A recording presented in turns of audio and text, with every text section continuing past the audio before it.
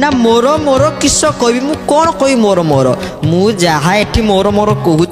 जिते बड़े मु जीवी कौन ताकू सांगे धरिकी जीवी जे मु ताको कहूँ मोर मोर मोर प्रकृति रे किए आम आत्मा हला आमर नहले मु ना ये मु शब्द ये मो शब्द कौन थाए प्रकृति आम शरीर नुहति आम हेले आत्मा जिते बड़े बाया गीता भितर आम प्रवेश करवा से आम जापर आम शरीर ना आत्मा जिते तत्वभित्तक आलोचन प्रवेश करवा आम जापर आम शरीर ना आत्मा ये शरीर ये आज अच्छी कि काली कि नथिबो आत्मा गीता कहले न जायते म्रियते बा कदाचिन आत्मा सीए जहाँकर जन्म हो न थाए कि जहाँकर मृत्यु हो न थाए आत्मा सीए जी कि नित्य सर्वगत स्थान चलती सनातन जी सदा सर्वदा शक्तिमान ये सही आत्मा जहाँ को नैनं छिदंती शस्त्राणी नैनं दहति पावक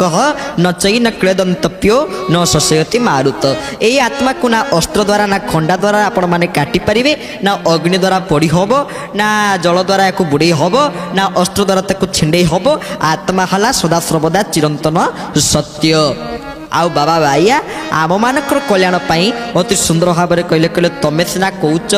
ये सब मोर मोर मोर तुम शरीर आगे तुमर तो तुम शरीर भी तुमर नुहे दिन ना दिन ये शरीर भी तुमको छाड़िकी ये जीव जमी आम गीतार पढ़ुचे बांसा से जीर्णानी यथा विहाय अर्थ आम जो गोटे पुराणा पोशाक को परिधान करुचे जो पुराणा हो जाए झड़ी जाऊँगी आम परित्यज्य कर नूतन पोशाक को पिंधुचे परिधान करुचे से ही भली आत्मा चिंता करे जिते बड़े तार शरीरटी पुराणा हो जाए पुरातन हो जाए से नूतन शरीर को धारण करिवारे लागे। तो भक्तबंधु आमे माने समस्ते आत्मा आमे केही भी शरीर नुहे आत्मा हला सत्य जो कथा बाबा बाया भी कहते श्रीमद भगवत गीता भी कहते कारण नाना मुनि नाना मत अनेक प्रकार मुनि ऋषि माने तांकर मत हला गोटे से बाबा बाया कहले आमे मु आ मोर भाव को छाड़ीदवा ए अहंकार भाव ये गर्व भाव को छाड़ीदवा कारण प्रभु निजे कहते गाड़ी मु सहई गर्व न सहई दंड के चूर्ण करई